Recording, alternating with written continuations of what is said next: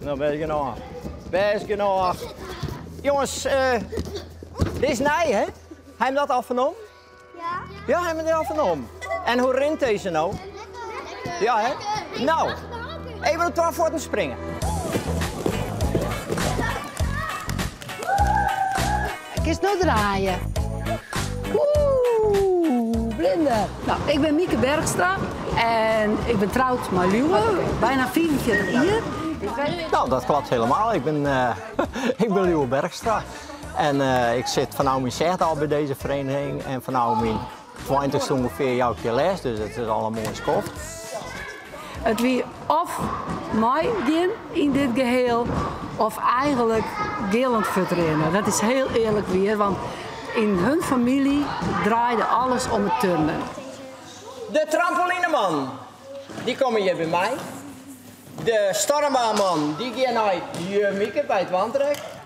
Als je hier één keer in zit, ja, dan zit je er echt in. Ja. Dat is gewoon zo. En om drieten hebben we het ermee tussen de appels en de soependraai.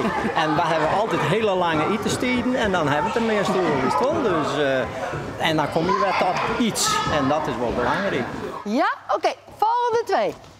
Goed zo. Hebben Jo en Liewe nou ook body in mijn eigen stijl? Ik denk het wel. Wat het verschil precies is, ik heb het wol van hem leerd. Wij zijn nooit bij elkaar eens. Is dat echt zo? Nee. Maar, wij thuis praten we er ook een soort over technieken en jurering en dat soort dingen.